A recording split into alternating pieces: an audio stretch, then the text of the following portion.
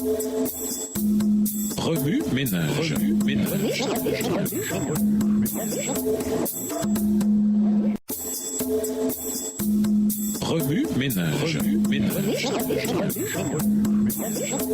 Bienvenue dans votre émission. Remue ménage. Nous voilà à la leçon du dimanche. Adorer le Créateur. Idolâtrie et oppression. Lisons Exode 20, les versets 2 à 6. Exode 20, versets 2 à 6. Je suis l'Éternel ton Dieu qui t'a fait sortir du pays d'Égypte, de la maison de la servitude. Tu n'auras pas d'autre Dieu devant ma face. Tu ne feras point d'image taillée, ni de représentation quelconque des choses qui sont en haut dans les cieux, qui sont en bas sur la terre et qui sont dans les eaux plus bas que la terre. Tu ne te prosterneras point devant elles et tu ne les serviras point. Car moi, l'Éternel ton Dieu, je suis un Dieu jaloux qui punit l'iniquité des pères sur les enfants jusqu'à la 3e et la 4e génération de ceux qui me haïssent, et qui fait miséricorde jusqu'en 1000 générations à ceux qui m'aiment et qui gardent mes commandements. Dans sa parole, Dieu a donné des commandements spécifiques sur la façon dont il désire que nous l'adorions. Ces commandements montrent que la forme et le style que nous choisissons pour adorer Dieu doivent correspondre à ses normes, pas aux nôtres. Dans Exode 20, versets 2 à 6, Dieu nous rappelle d'abord sa position en tant que créateur et souverain de toutes les choses créées, tant visibles qu'invisibles. Ainsi, lui seul est digne de recevoir l'adoration,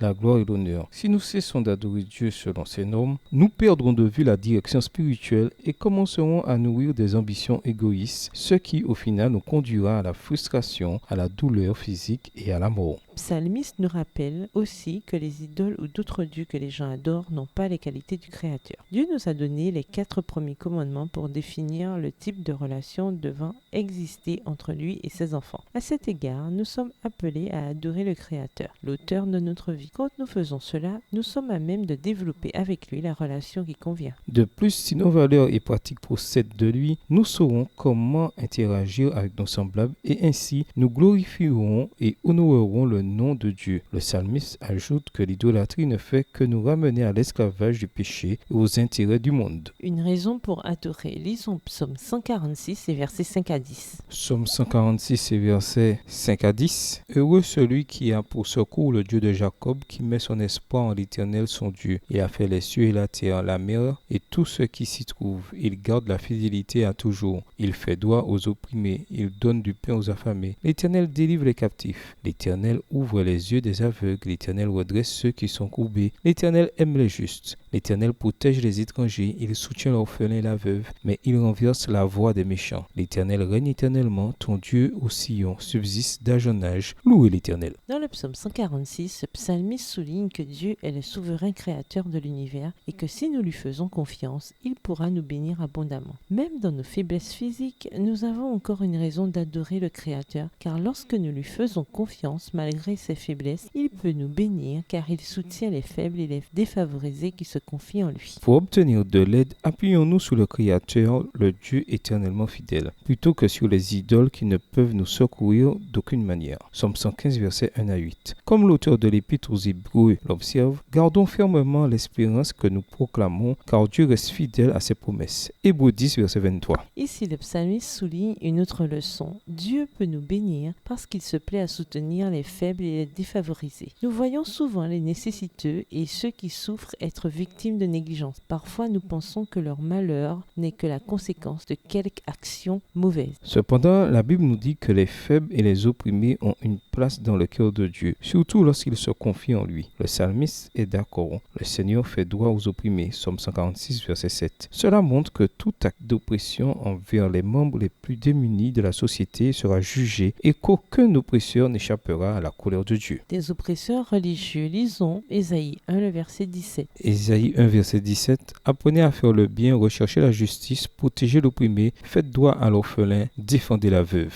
Dieu exige que nous fassions de bonnes œuvres en tout temps et que nous ne restions pas inactifs. Le prophète Ésaïe insiste, les opprimés ont besoin de protection et de soutien. Dans notre société, les opprimés sont plus vulnérables, plus exposés à l'injustice, surtout lorsque l'administration de la justice est médiocre ou déficiente. Dans de telles situations, ceux qui ont de l'influence dans la collectivité ont le devoir de protéger protéger les faibles et les opprimés. Au regard de Dieu, tous les êtres humains sont des enfants, quelle que soit leur situation. La première ligne de protection, par conséquent, vient de lui. Étant les enfants de Dieu, nous avons automatiquement le devoir de soulager les opprimés en leur offrant au besoin notre soutien. Dieu jugera ceux qui négligent ce devoir et qui sont injustes envers les faibles et ceux qui souffrent. C'est par des actes de sollicitude, de justice et de soutien envers les veuves et les orphelins que nous imitons l'exemple de Dieu, la source même de nos valeurs. En apprenant à faire de bonnes œuvres, nous adoptons la pratique qui consiste à vivre dans la justice, en défendant le caractère de Dieu. Lorsque nous défendons les orphelins et les nécessiteux, lorsque nous exerçons la justice envers eux, nous démontrons ce qu'est la véritable adoration envers le Créateur. Voici une bonne nouvelle pour ceux qui sont fidèles à Dieu, pour les faibles et ceux qui souffrent. Dieu lui-même lutte pour eux. Le Seigneur sera notre vengeur. Bien que les hommes nous méprisent, il prend soin de nous. Il aidera les démunis et défendra leur cause. Miséricorde et fidélité. Lisons Marc 12, versets 38 à 40. Marc 12, et versets 38 à 40, il leur disait dans son enseignement, « Gardez-vous des scribes qui aiment à se promener en robe longue et à être salués dans les places publiques, qui recherchent les premiers sièges dans les synagogues et les premières places dans les festins, qui dévorent les maisons des veuves et qui font pour l'apparence de longues prières. Ils seront jugés plus sévèrement. » Au cours de son ministère terrestre, le Christ fut témoin de situations où les dirigeants religieux utilisaient leur position pour dépouiller les innocents et les faibles de la société. En prenant pour exemple les scribes, docteurs officiels de la loi, Jésus expliqua que ces gens s'intéressaient davantage à ce qu'ils pouvaient obtenir qu'à ce qu'ils pouvaient donner. Vêtus de longues tuniques qui ne convenaient absolument pas aux travaux manuels, les scribes utilisaient leur position religieuse pour s'enrichir aux dépens d'un public crédule et des opprimés. Sommes-nous vraiment différents? Nous préférons le traitement tapis rouge et les vêtements de fin lin. Nous affectionnons les titres, nous exigeons le respect. Cependant, toutes ces choses sont pernicieuses dès qu'elles affectent notre relation avec le Créateur. Le Christ a enseigné que si quelqu'un veut être le premier, alors il doit être d'abord un serviteur. Marc 9, verset 35. En tant que chrétiens du XXIe siècle, nous devons nous souvenir que la responsabilité d'économe n'incombe pas seulement aux pasteurs consacrés de l'Église, mais aussi à chaque membre. Premier ménage, se pourrait-il qu'à notre époque, nous nous comportions comme les scribes? De quelle façon? Quelles sont certaines des sources de l'idolâtrie des temps modernes? En tant que jeunes adultes, que pouvons-nous faire pour aider les autres à voir le Christ en nous? Au revoir. Et à demain si Dieu veut.